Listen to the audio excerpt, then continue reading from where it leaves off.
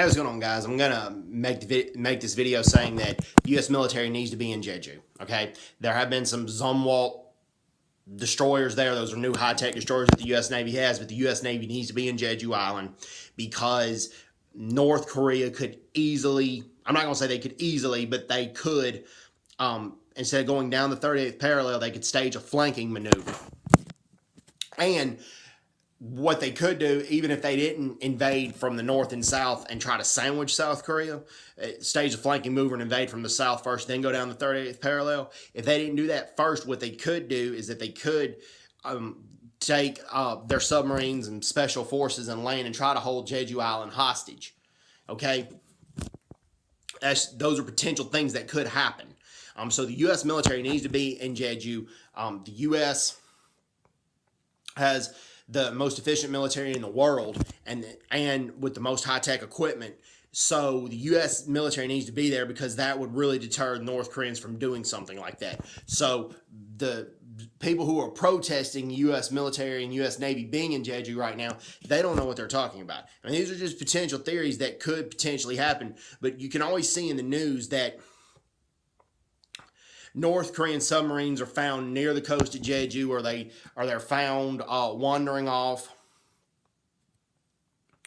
not in their ports. I mean, you see this stuff on the news. Okay, this is just common sense right here that I'm talking about, and yeah, all public information. I mean, this is just potential things that could happen. That's why the U.S., South Korean, and Japanese navies try to have joint exercises off the coast of Jeju just any chance they get, and this is to protect tourists. You know, people can have a safe visit to Jeju, that the locals can have a safe upbringing, safe upbringing. And then if you don't like the United States or you don't want them there, you have the right to peacefully protest. You're not going to have that right if China or North Korea takes over Jeju. You're not going to have that right to peacefully assemble. You're not going to have that right to peacefully assemble. There's going to be what you call black jails that are going to look like just like peaceful, like small middle class neighborhoods, but they're not. They're actually jails for political prisoners.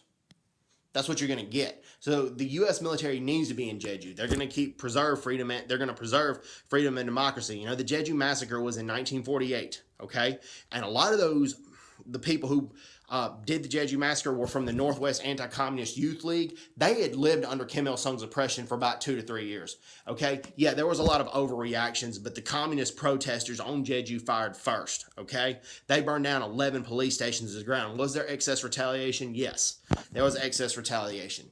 Okay, should the U.S. military had gotten involved and either put a stop to it or told the Northwest Anti-Communist Youth League to slow it down or tone it down? Yeah, that should have happened, but at the same time, the communist rebels fired first. Okay, you got to remember that. And these people who suppressed that communist rebellion had lived under Kim Il-sung's tyranny and oppression for about 2 to 3 years. So the U.S. military does need to be in Jeju. Okay, the U.S. Navy needs to be in Jeju. They're not gonna.